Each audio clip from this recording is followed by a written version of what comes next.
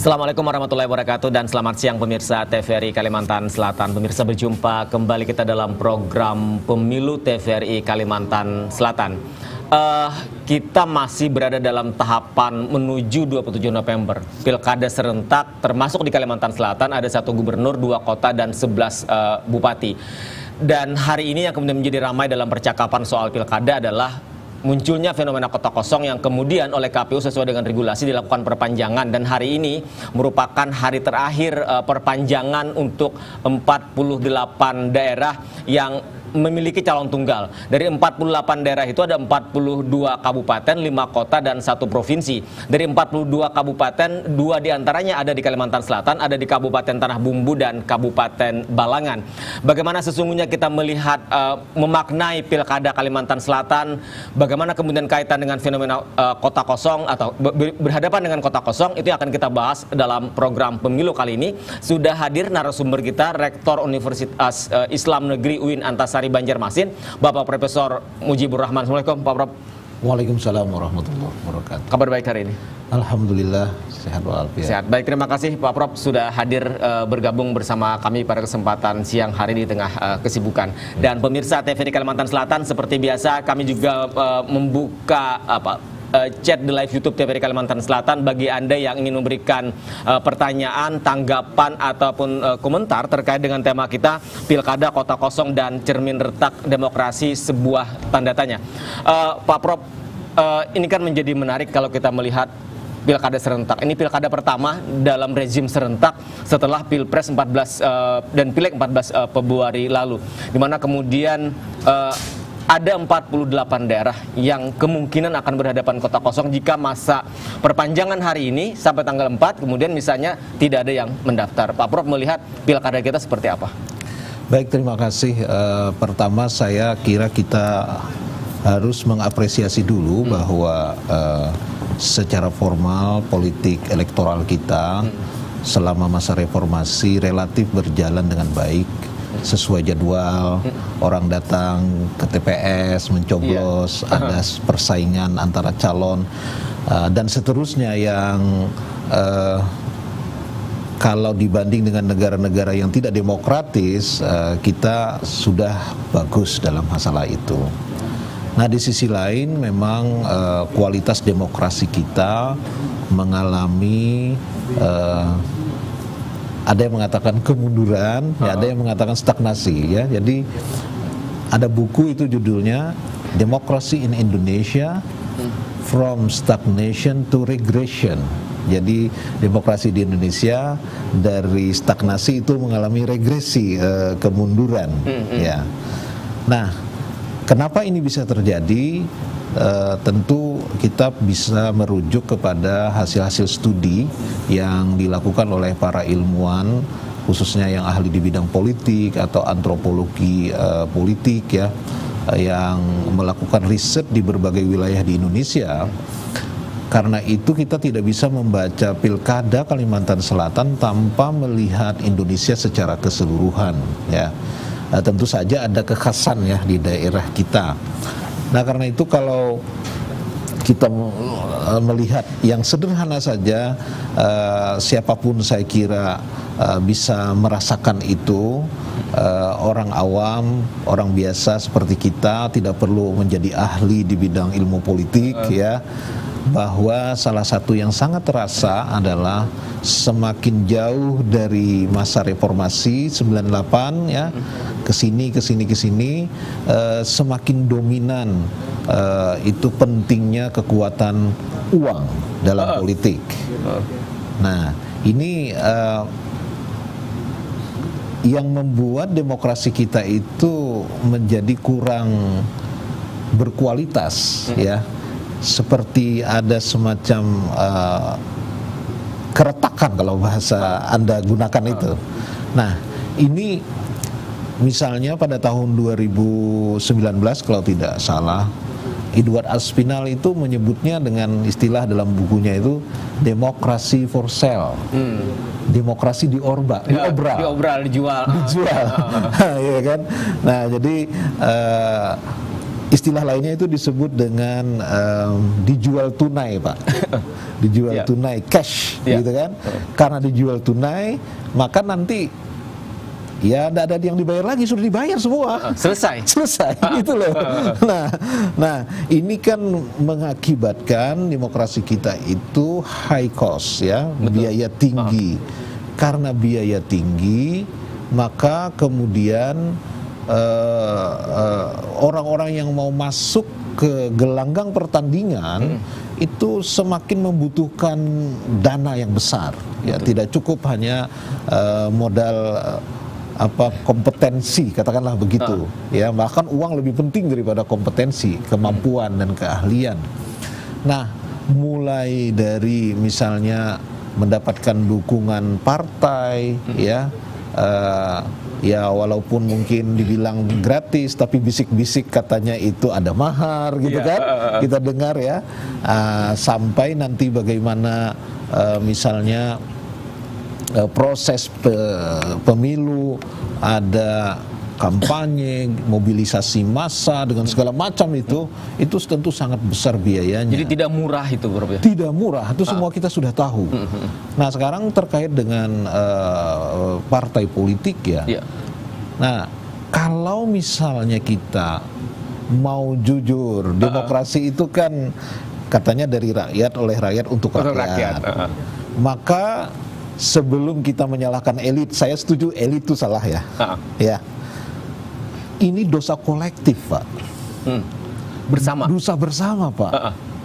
Bayangkan misalnya kalau orang mau duduk di kursi DPR, nah kemudian biayanya besar untuk kampanye, untuk merebut suara, bahkan kalau ada serangan pajar segala macam, ya kan? Kau duduk di situ dengan biaya yang besar, yang terima uang siapa? Ya para pemilih, toh. Para pemilih turut berdosa, berdosa menciptakan ini. Nah, nanti dia duduk di situ. Pertama dia ingin mengembalikan modal, ya. Kedua mencari untung, kan. Masa modal aja nggak ada untung, kan. Nah, itu logis semua itu.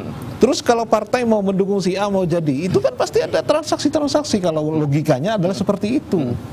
Nah, karena itu ini memang, ya, perlu satu perhatian yang serius, ya, terhadap ini.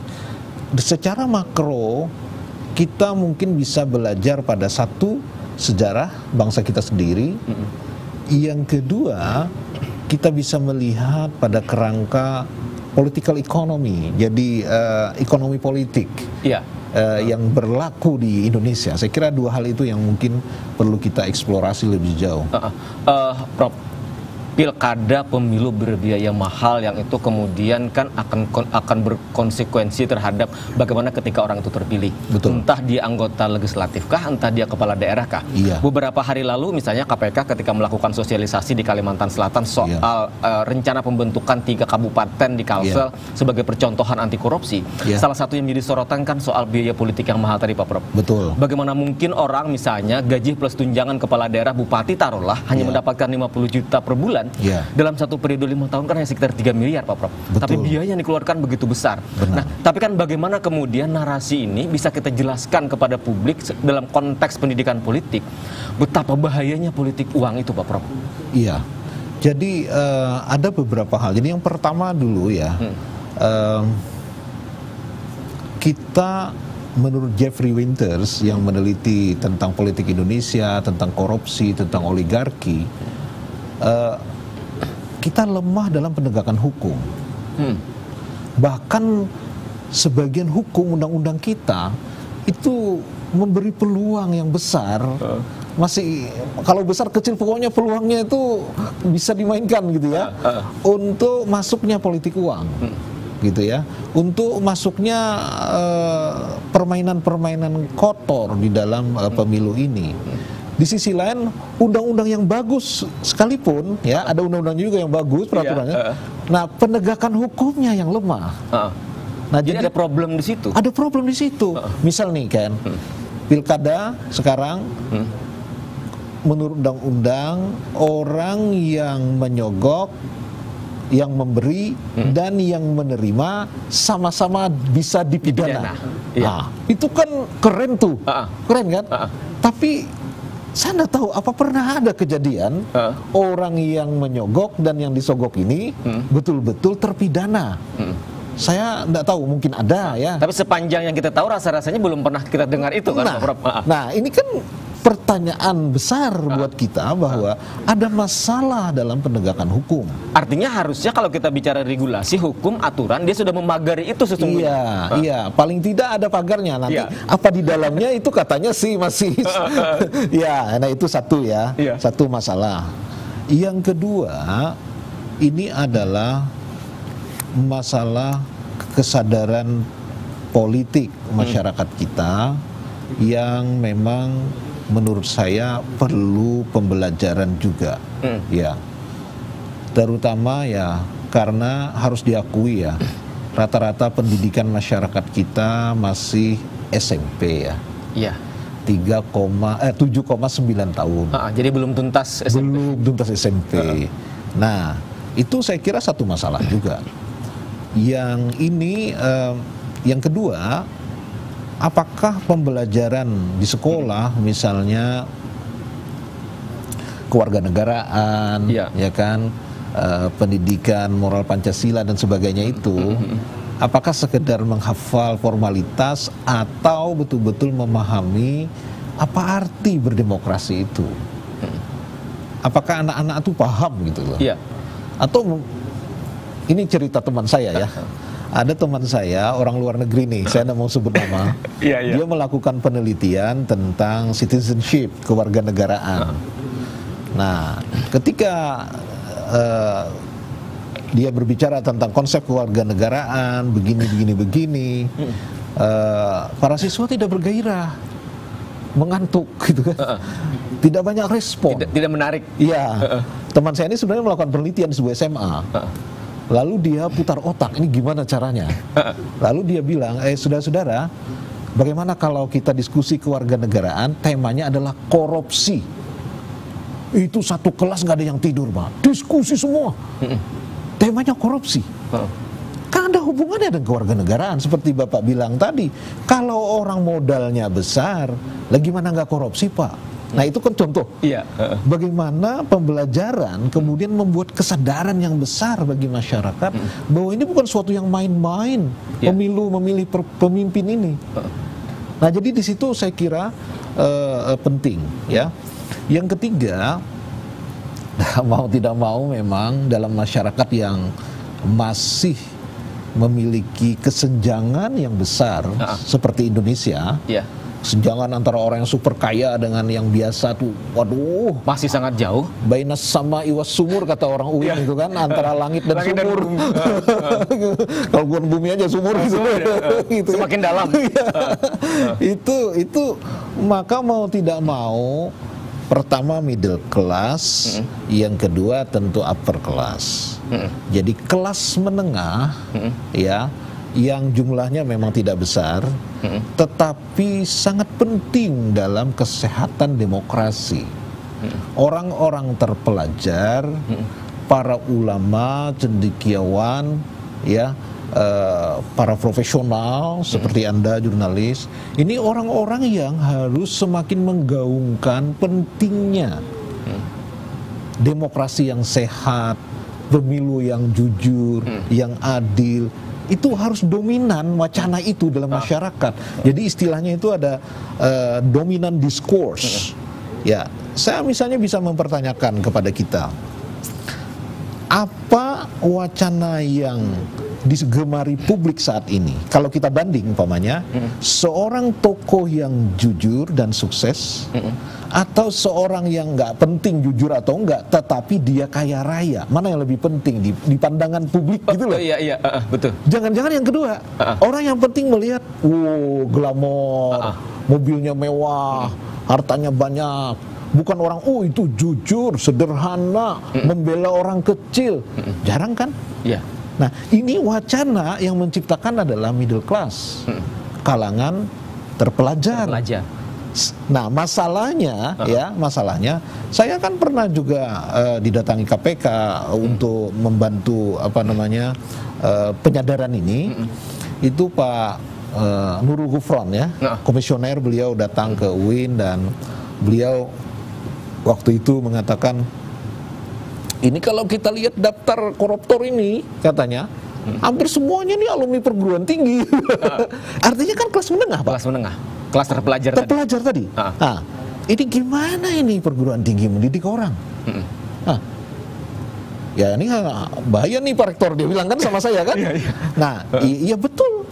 Saya tidak menyangkal itu. Artinya kami di perguruan tinggi jangan hanya membicarakan soal ilmu, sains, teknologi, tapi terpisah dari akhlak, dari karakter yang disebut dengan integritas. Ya, nah integritas itu satunya kata dan perbuatan sesuai dengan peraturan, itu kan integritas, ya kan? Kalau munafik itu tidak integritas namanya kan? Nah, jadi ini middle class ini Pak sangat penting dalam demokrasi. Contoh nyata, misalnya, ketika kaum cendekiawan berbicara di publik, masyarakat percaya, ulama berbicara, masyarakat mengikut, gitu. Para mahasiswa turun demonstrasi kemarin. Iya. Ya kan? Yang kawal putusan MK. Itu kan luar biasa. Mereka orang terpelajar, mereka middle class. Jadi demokrasi itu penting sekali dengan adanya middle class ini, Pak. Nah, yang keempat, ya, mumpung saya lancar berpikirnya, Bro. Kita harus memperkuat civil society, masyarakat sipil. Jadi masyarakat sipil itu yang maksudnya adalah organisasi atau perkumpulan di masyarakat yang tidak secara langsung dikontrol oleh negara. Mereka memiliki independensi, mereka kemerdekaan sendiri. Mereka memiliki kuasa atas organisasinya sendiri. Nah, sehingga ini bisa menjadi pengimbang antara masyarakat dan negara. Mereka bukan orang per orang, sehingga memiliki power base, ya, basis kekuatan untuk counterbalance, untuk membuat pengimbangan terhadap negara yang berada di luar sistem negara itu sendiri, seperti yudikatif, legislatif, dan eksekutif. Dia lain lagi. Nah, ini lebih-lebih di Kalimantan Selatan ya. Saya harus akui bahwa kekuatan masyarakat sipil yang terorganisir ini masih kurang dalam hal perannya memperkuat demokrasi, yaitu menyuarakan kepentingan rakyat, menyuarakan kepentingan warga yang katakanlah diganggu atau terganggu oleh kebijakan-kebijakan negara. Nah, ini masih lemah di tempat kita. Padahal kalau itu disuarakan, kalau itu dilakukan, sesungguhnya bisa menjadi kekuatan yang besar. Nyata, jelas. Dalam demokrasi itu, Pak, ada kekuatan mobilisasi. Kalau organisasi kepemudaan, organisasi kemasyarakatan, atau yang sederhana saja, yang sangat kuat di Kalsel ini sebenarnya organisasi yang tidak terlalu ketat, yaitu Majelis Taklim. Yang itu banyak di mana-mana. Itu Pak. Dengan ribuan pengikut. Iya, kalau dia ngomong, tolong dong jangan begini gitu kan. Mereka kompak semua. Apa nggak takut itu? Para pemimpin nakal atau zolim sama rakyatnya. Nah, disitulah saya kira langkah-langkah yang harus diambil ke depan ya untuk penyehatan demokrasi ini. Prof, kalau kita bicara elit agama tadi, tokoh-tokoh, misalnya kita banyak majelis taklim, banyak pengajian dan segala macam. Di satu sisi misalnya mengingatkan kepada mereka yang hari ini berkuasa untuk tidak korup, untuk melaksanakan amanah dengan baik. Pada sisi yang lain, kita kan sering menyebut Kalimantan Selatan itu daerah yang religius kan, Pak Prof. Dan semangat beragamanya sangat kuat. Dan rasa-rasanya kan tidak ada agama yang membenarkan yang namanya korupsi, politik uang dan segala macam kan, Pak Prof. Bagaimana kita ingin agama itu kita mengingatkan kepada masyarakat bahwa beragama itu kan tidak hanya sekedar soal kita di atas sajadah, Pak Prof. Tapi soal bagaimana pilihan politik pun misalnya bagaimana orang memilih itu bukan karena politik uang, betapa bahayanya politik uang, bagaimana agama hadir untuk mengingatkan itu misalnya Pak Prof. Karena tanggal 27 November nanti orang kan datang ke TPS, masuk ke bilik tidak hanya sekedar melobangi kertas suara kan Pak Prof. Betul. Ya. Nah ini juga sangat penting ya. Jadi dengan segala hormat saya kepada guru-guru kita, tuan guru kita, saya berterima kasih kepada banyak tuan guru di Kalsel ini yang mau mengingatkan jemaahnya bahwa yang namanya politik uang itu uangnya haram, tidak boleh diterima, dan kalau menerima itu berarti dosa. Nah itu ada beberapa ulama yang ngomong ya, misalnya almarhum Guru Zuhdian Nur, yang sekarang masih hidup Guru Bakhit, misalnya beliau menyampaikan itu, dan saya kira itu satu hal yang sangat kita syukuri. Nah di sisi lain ulama itu juga warga negara ya, artinya dia punya hak politik untuk memilih atau ikut mendukung ya siapapun yang ingin dia dukung kan. Jadi, nah di sini kadang-kadang bisa juga ketika sang ulama mendukung si A yang merupakan hak politiknya, nah masyarakat kan terpengaruh juga. Nah disinilah para politisi kadang-kadang memanfaatkan ini. Nah saya kira kita tidak bisa melarang hak politik beliau. Karena mereka punya hak politik yang sama. Mau ikut yang mana yang mana. Nah tinggal masalahnya adalah bagaimana pertimbangan seorang ulama antara maslahat dan mafsadatnya, kebaikan dan keburukannya ketika dia terlibat itu di satu sisi.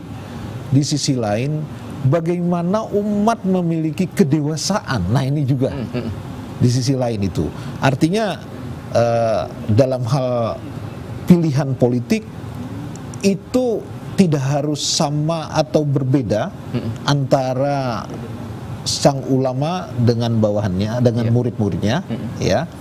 Yang harus sama adalah moralitasnya, etika politiknya itu harus sama. Kalau menyogok itu haram, ya haram bagi siapapun. Kira-kira begitu. Jadi pilihan boleh saja berbeda, tetapi bahwa tadi soal moralitas, bahwa yang namanya politik uang sogok itu harus clear. Nah itu apa namanya, yang bagaimana kita menegakkan etika itu. Maka pendidikan etika, karakter, keteguhan moral itu memang tidak cukup hanya teori. Ya, ini yang berat. Jadi dia harus dilatih dan dilatih. Kalau istilah Imam Al-Ghazali itu ada riyadhah. Riyadhah itu latihan. Ya, misalkan saya ingin tahu apakah saya ini bisa menjadi orang yang rendah hati atau tidak. Kalau saya biasa duduk di depan dihormati orang, cobalah duduk di belakang. Mana perasaan? Kalau perasaannya biasa-biasa aja berarti oke. Ya kan? Tapi kalau merasa terhina, merasa tidak dihormati, wah itu berarti ada masalah. Ada masalah. Misalnya itu contoh ya, Imam Ghazali berikan contoh begitu. Nah, sama dengan misalnya saya bicara korupsi tidak boleh segala macam, tapi saya belum punya dapat kesempatan. Nah, ketika saya dapat kesempatan, bisa tidak saya menahan diri melawan korupsi dan tidak mau melakukan korupsi. Nah, disinilah saya kira tantangan bagi masyarakat kita, yang pada satu sisi kita adalah masyarakat yang religius, ya, yang sangat syarat dengan nilai-nilai mulia, akhlak mulia itu, tapi di sisi lain mungkin godaan duniawi ini begitu kuat sehingga ITK dan nilai-nilai itu menjadi terabaikan. Jadi mungkin orang bisa saja bicara misalnya soal integritas dan segala macam yang tadi kata Pak Prof, ketika dia belum berkuasa, ketika dia belum punya kesempatan untuk itu misalnya. Tapi ketika orang itu ada dalam posisi yang kemudian dia punya kekuasaan, dia punya kesempatan, itulah sesungguhnya ujiannya. Betul. Nah ini yang menarik ini, kalau ada waktu ya saya teruskan. Ya, kita akan bahas nanti Pak Prof setelah jeda. Termasuk tadi soal pendidikan politik, soal moral etik, kemudian juga soal hari ini ketika pendidikan politik kita lakukan, tapi pada sisi yang lain kita ada problem dengan soal kesejahteraan, ada problem dengan kemiskinan kita. Bagaimana mungkin misalnya ini kan menjadi sesuatu yang kemudian selalu ada relasinya di situ, Prof. Betul. Orang diberikan pemahaman bahwa politik uang tidak boleh, tapi pada sisi yang lain persoalan ekonomi, persoalan kesejahteraan, kemiskinan itu masih menjadi bagian yang menjadi masalah. Sebentar kita akan jeda terlebih dahulu, Pak Prof, dan pemirsa TVRI Kalimantan Selatan. Kami akan kembali setelah jeda yang berikut ini.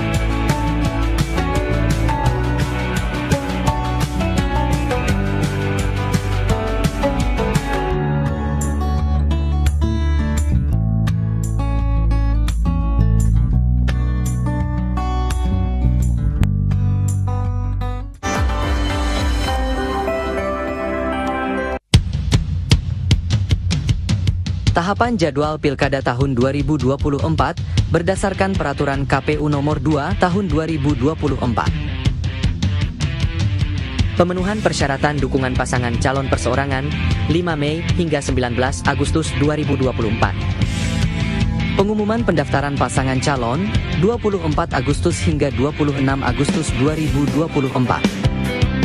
Pendaftaran pasangan calon 27 Agustus hingga 29 Agustus 2024. Penelitian persyaratan calon 27 Agustus hingga 21 September 2024. Penetapan pasangan calon 22 September 2024. Pelaksanaan kampanye 25 September hingga 23 November 2024. Pelaksanaan pemungutan suara 27 November 2024. Penghitungan suara dan rekapitulasi hasil penghitungan suara 27 November hingga 16 Desember 2024.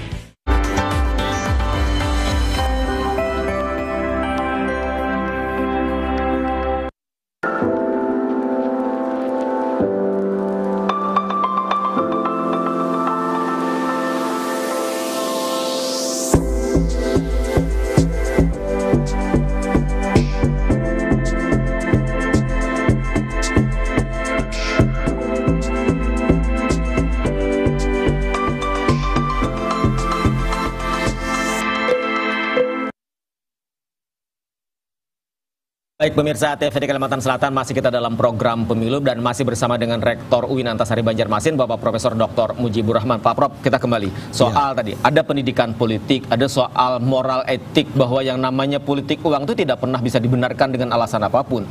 Tapi ketika kita bicara pendidikan politik, oke, clear misalnya pendidikan politik kita lakukan, masyarakat paham bahwa politik uang itu tidak boleh. Tetapi ketika hari ini kemiskinan dan kesejahteraan itu kan masih menjadi persoalan, Pak Prof. Ini kan tentu juga menjadi problem dalam demokrasi kita. Betul sekali. Jadi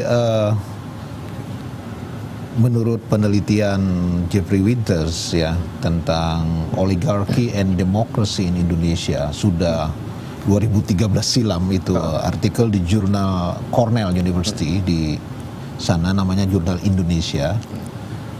Dia mengatakan bahwa kesenjangan di Indonesia itu sangat parah, dan itu bermula di zaman Soeharto. Ya, jadi Soeharto itu mulai memberikan kesempatan berbisnis kepada sejumlah orang di bawah kontrol dia. Jadi dia seperti sultan, jadi disebut oligarki sultan ya, atau sultan oligarki. Apapun harus lewat dia dan dia kontrol. Nah, kalau ada yang melawan atau berkhianat disikat gitu kan. Kemudian setelah itu berkembang lagi, anak-anaknya menjadi pebisnis besar juga. Nah, pebisnis-pebisnis besar ini kemudian berantem satu sama lain. Terutama anak-anaknya mulai memotong bisnis para pebisnis sebelumnya. Tapi Pak Harto tidak menegur gitu ya. Akhirnya kesetiaan orang-orang ini kepada Pak Presiden itu mulai menurun sampai terjadi krisis ekonomi, jatuhlah Soeharto, kaum kaya oligarki ini tetap ada di sana. Nah, ketika demokratisasi jalan, mereka pun kemudian memanfaatkan dengan modal uang itu. Mereka ada yang bikin partai, ada yang membangun media, ada yang dua-duanya, jadi dia beli media, bikin televisi, koran, segala macam, bikin juga partai, gitu ya. Nah, jadi memang sistem politik kepartaian ini dimasuki oleh orang-orang yang sudah sangat kaya, dan kekayaan mereka itu tentu ingin dijaga, dipertahankan, dan kalau bisa ditambah kan. Nah, di sisi lain rakyat ini kan mayoritas masih belum sejahtera. Betul. Ya.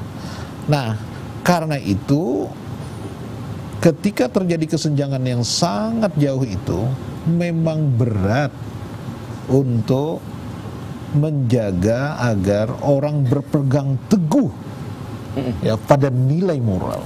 Iya. Jadi kalau dalam agama ya, di bahasa agama ya, orang itu bisa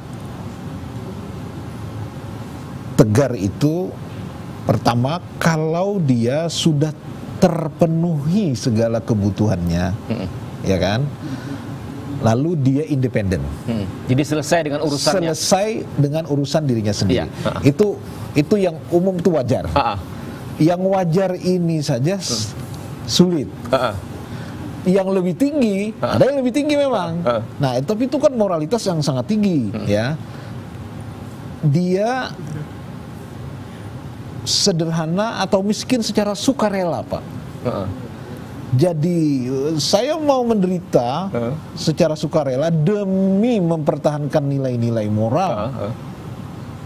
Meskipun saya dimusuhi, dicaci maki, misalnya saya sanggup begitu, ya. Itu sesuatu yang istimewa. Itu di kuadran yang lain. Ya. Nah, yang begini nih, ini minoritas orang yang seperti ini, ya. Orang yang seperti ini nih, ya, yang jadi para nabi, para wali, para ulama barangkali yang seperti itu. Tapi kebanyakan orang harus selesai dulu dengan dirinya sendiri, ya kan? Yang pertama tadi. Yang pertama tadi. Nah, faktanya banyak orang yang belum selesai dengan dirinya sendiri. Dan itu kita hari ini itu yang terjadi. Ya.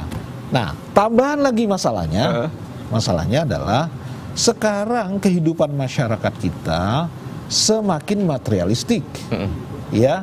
Jadi semakin susah membedakan antara keinginan dan kebutuhan, ya. Kalau dapat pendapatan itu, dapat penghasilan, itu orang sekarang seperti naik pohon. Semakin tinggi penghasilannya, semakin banyak pula keinginannya. Naik pohon semakin tinggi, semakin banyak yang dilihat. Nah, suasana yang seperti ini membuat godaan materi itu terlalu berat bagi banyak orang. Tidak tahan mereka dengan godaan seperti itu. Nah, saya teringat kepada Herbert Faith, ya. Herbert Faith, seorang sarjana Australia yang menulis buku yang sangat menarik tentang politik setelah pemilu 1955 menjadi demokrasi terpimpin di Indonesia. Judul bukunya The Decline of Constitutional Democracy in Indonesia. Runtuhnya demokrasi konstitusional di Indonesia. Nah, kenapa demokrasi liberal tahun 1955, kata Herbert Faith, itu bisa berganti menjadi demokrasi terpimpin pada 1959 hingga jatuhnya Soekarno, ya. Sementara pemilu 1955 itu sangat oke, gitu ya. Nah, ada apa? Ya, tentu banyak diskusi soal itu, tetapi di buku itu dia menyebutkan beberapa alasan. Nah, alasan yang pertama itu sangat menarik buat saya. Alasannya pertama adalah materialisme yang meningkat dalam masyarakat. Orang di masa penjajahan sudah lama menderita, maka orang ingin merasakan juga kesejahteraan. Dan itu meningkat. euforia itu kita setelah merdeka ini kalau harus enak kita. Akhirnya kemudian ditabrak sana tabrak sini, ya kan? Tidak mau lagi mengikuti satu tatanan moral yang kokoh gitu. Ini kan agak mirip-mirip nih kan, walaupun kondisinya agak berbeda. Iya. Ya. Nah, yang kedua alasan dia adalah banyak anak-anak muda di masa itu setelah terlepas dari cengkraman penjajahan dan dalam batas tertentu juga dari cengkraman feodalisme lokal, ya, yang bekerja sama dengan kolonialisme, ya, mereka terlepas dari itu, mereka melihat ada peluang untuk meningkatkan status dalam kehidupan sosial, sehingga kegalauan ini, ya, kompetisi untuk bertarung mendapatkan keuntungan pribadi tanpa memikirkan bahayanya bagi kehidupan bersama itu semakin kuat. Nah, dua. Yang ketiga, ini yang terakhir, saya baca di kesimpulan ini Pak, dari buku itu.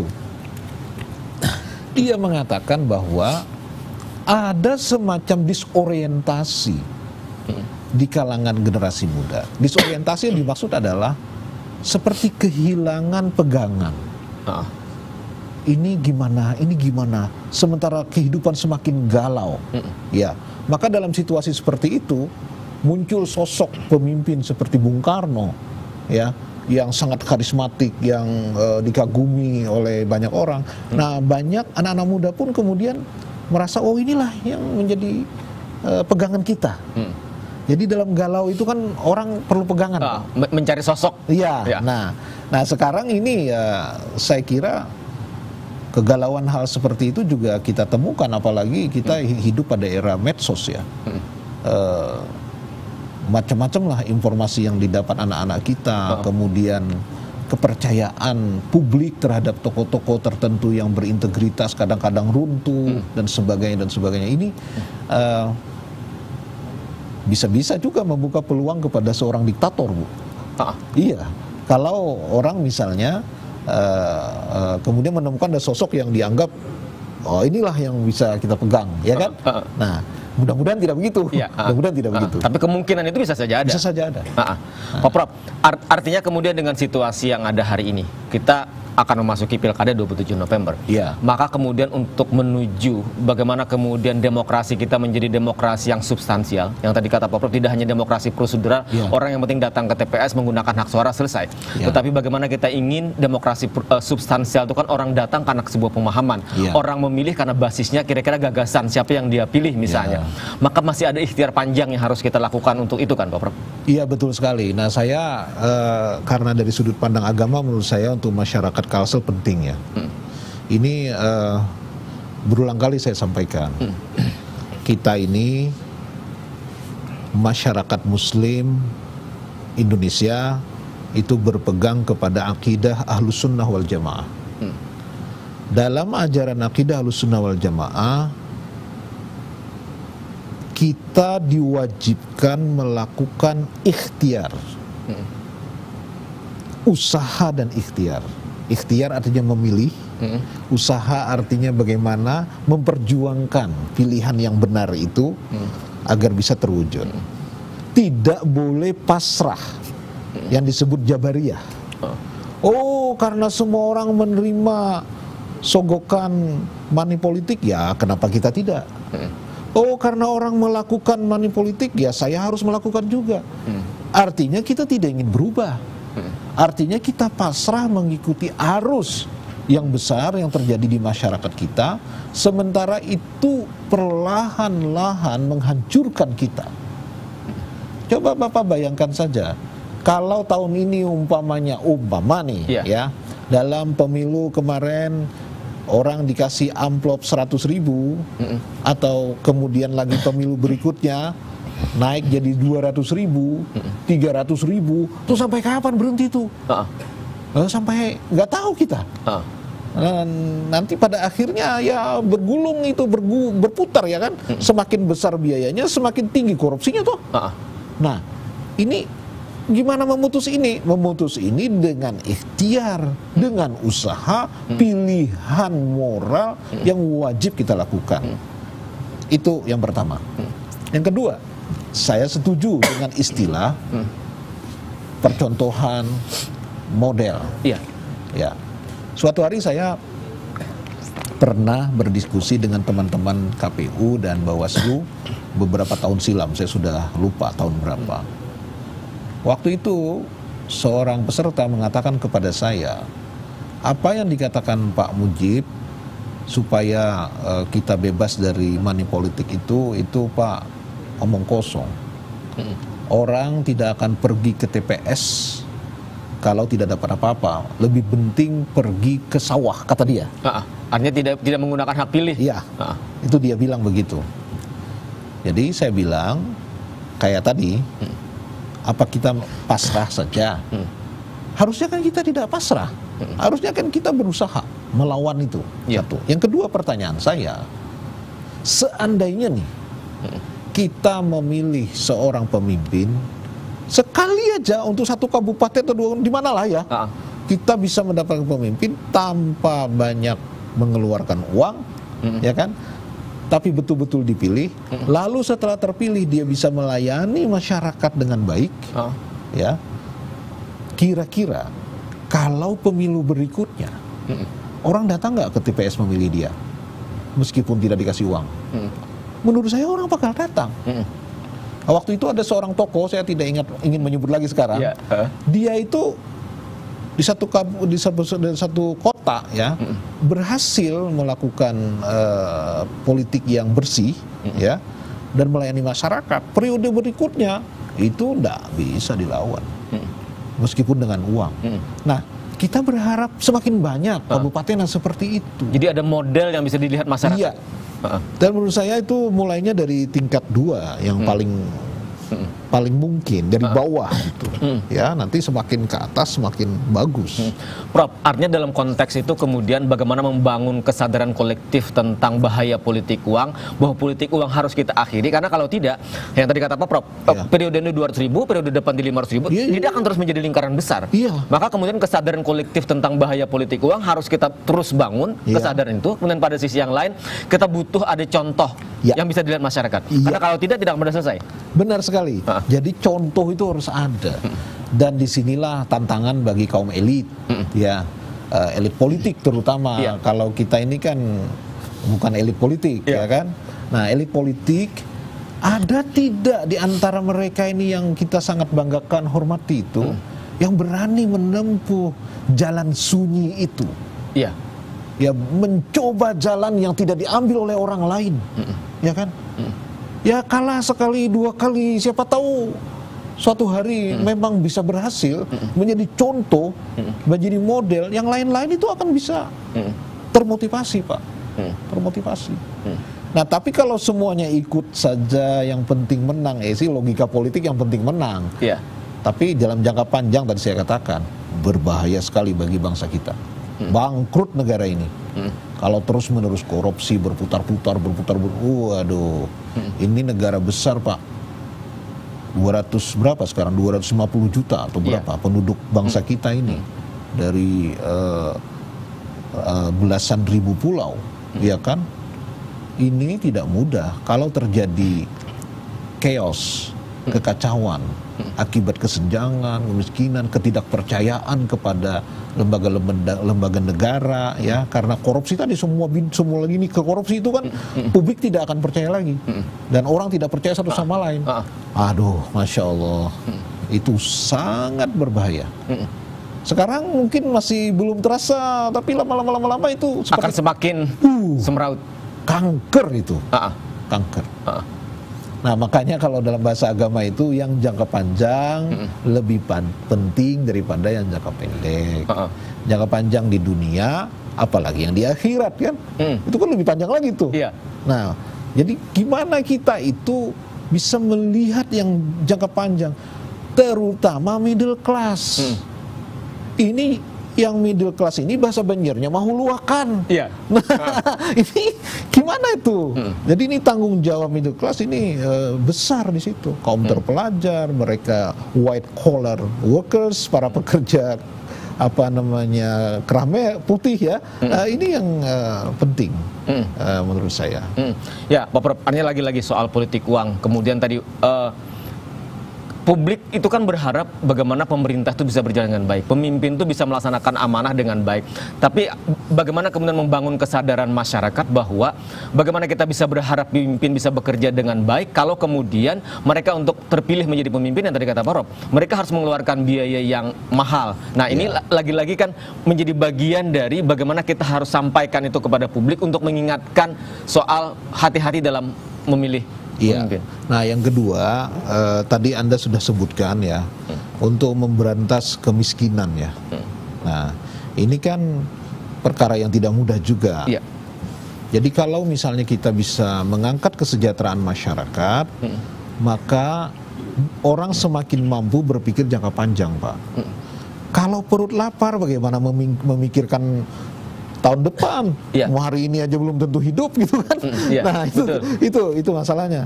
Nah karena itu ini ada hubungannya juga dengan pendidikan, ya kan? Pendidikan, kebodohan itu ada hubungan dengan pendidikan lalu melahirkan kemiskinan. Nah jadi di sini saya kira kebijakan-kebijakan pemerintah terkait pendidikan harus didukung pula oleh masyarakat, termasuk masyarakat sipil tadi.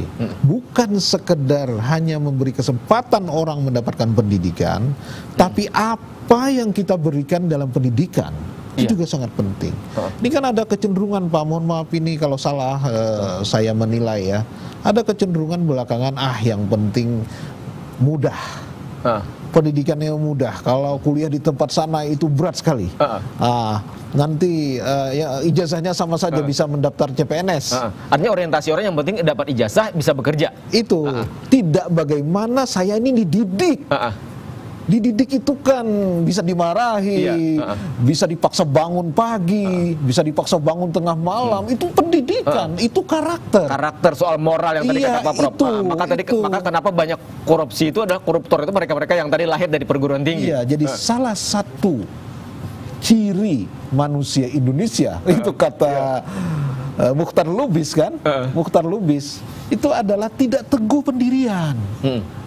Nah. Ini ditambah lagi oleh Kuncharaningrat, katanya suka menerabas, cari jalan pintas. Budaya instan, tambah suka makan mie instan. Maaf, saya bercanda saja. Jadi itu yang yang membuat kita tuh tidak teguh, tidak tegar gitu ya. Coba lihat tuh Jepang, habis kena bom, tapi karakternya luluh lantak dengan karakternya yang teguh. Tahan menderita, mampu menatap masa depan. Kita bangun lagi kehancuran ini. Bisa. Jadi bagaimana pendidikan tadi menanamkan nilai-nilai moral, karakter itu yang menjadi penting. Termasuk tadi Pak Prof, kita tidak akan pernah lelah bicara soal politik uang, mengingatkan kepada masyarakat soal politik uang. Karena lagi-lagi sulit kita berharap pemimpin yang baik kalau kemudian diawali dengan politik uang. Nanti kata Pak Prof, harus kita akhiri politik uang itu. Iya, saya kira itu wajib hukumnya diakhiri itu. Bagaimana caranya?